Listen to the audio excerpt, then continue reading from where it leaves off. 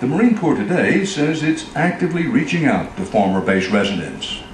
We're reaching out with internal publications, Marine Corps specific publications, veteran specific publications, and as we cast the net wider, local newspaper, local radio spots, national newspaper. Tenkate says the Marine Corps has been vindicated by several studies. There have been 5 major investigations into this, one of which was conducted by the Marine Corps itself, directed by the Commandant, the Department of Justice, the U.S. Attorney's Office in North Carolina, the EPA's CID, Criminal Investigative Division, and the Government Oversight, GAO. They also investigated us as well into those very allegations, and they were found to be unfounded. But some scientists and investigators we talked to say they think these reports were biased, flawed, and inaccurate. And now the Defense Department is having to answer to Congress.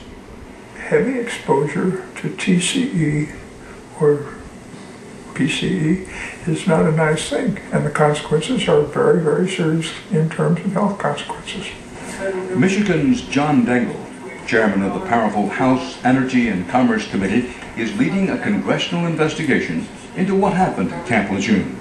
The report has not yet been released, but there's little doubt how Dingell feels. There was bad treatment of our military. There was dishonor and disregard for responsibilities of the leaders. There was disregard for the well-being of the military personnel. There was, quite frankly, something which smacked of cover-up and serious misbehavior on the part of leadership. Quite honestly, it was an outrage.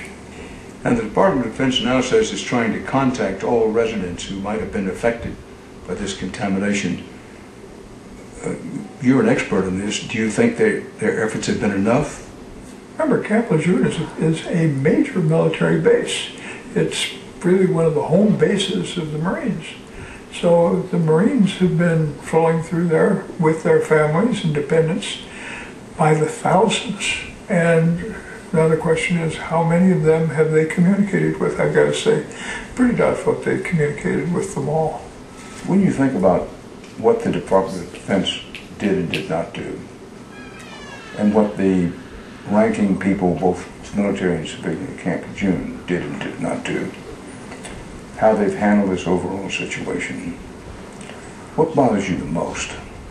Their absolute refusal to step up to the plate and accept some kind of responsibility. In an effort to force the Defense Department to take responsibility for the water contamination, Ensminger, along with over 1,000 former Camp Lejeune residents, has filed a claim against the Department of Defense. He feels it's the only way they will be held accountable for what happened to Jamie. I had a person from Headquarters Marine Corps tell me in a phone conversation last year that I acted like I was filled with pent-up anger.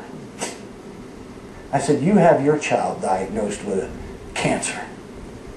I said, and you go into the treatment room every time that child has a procedure done, and you hold that child while they perform that procedure, and that child screaming in your ear, Daddy, Daddy, help me.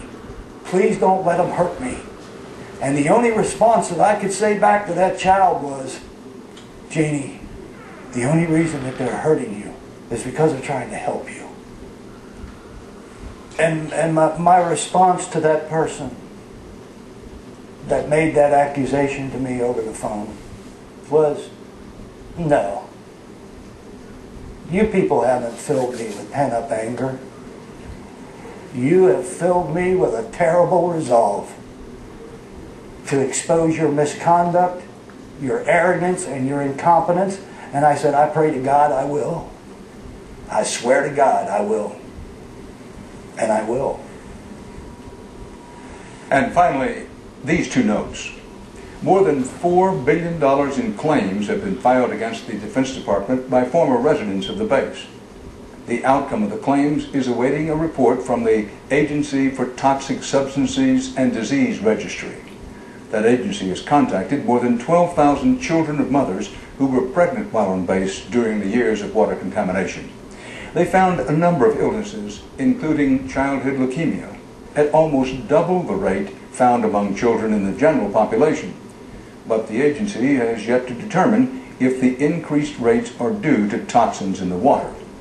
The agency says that the report has been delayed due to the complexity of the contamination, as well as the difficulty they've had getting accurate information from the Defense Department. The EPA has spent the last 19 years cleaning contaminated soil and water at 46 sites within Camp Lejeune and does not expect to finish until some point between 2020 and 2050.